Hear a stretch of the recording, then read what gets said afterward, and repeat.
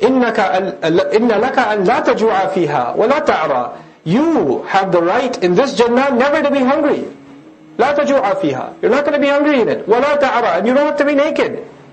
Meaning you'll be clothed. You're not going to be poor. And ta'ara here implies that one of the joys of Jannah is clothing. One of the joys of Jannah is clothing.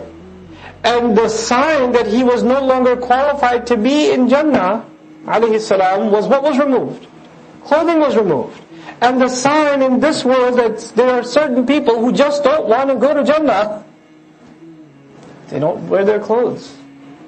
They remove their clothes. It's not a surprise. Jannah is the place of clothing, and it's also for the people who observe proper clothing. And this subject matter is a powerful one. I hope to do a whole series on just this. Clothing in the Qur'an, shame in the Qur'an. And people, when they think of that, when they think of modesty and shame, that subject matter, they think of Surah Al-Nur, Surah Al-Ahzab, the ayat of hijab and the ayat of jilbab. That's not the subject. That's the ahkam. Allah's been talking about shamelessness and modesty and haya way before those ayat ever came. Hijab hasn't even been revealed yet, and this is a big subject in the Qur'an. What does it have to do with? So much more.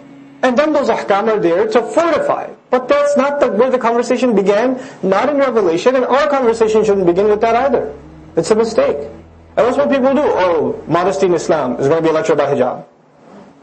Right? I'm not against hijab. I'm a proponent of it. But I am against taking a huge teaching of Islam, al-haya.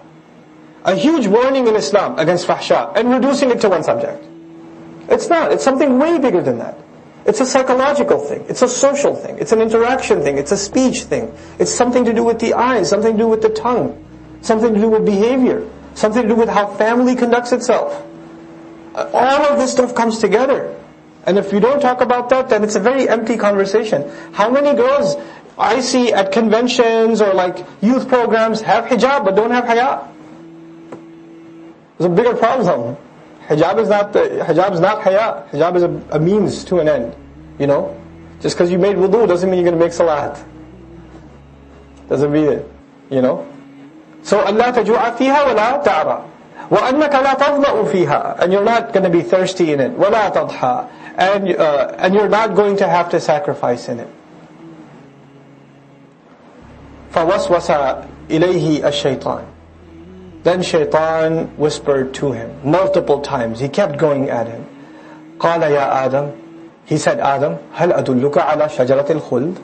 Should I tell you about the tree of eternal life? The fountain of youth? The tree of eternal life?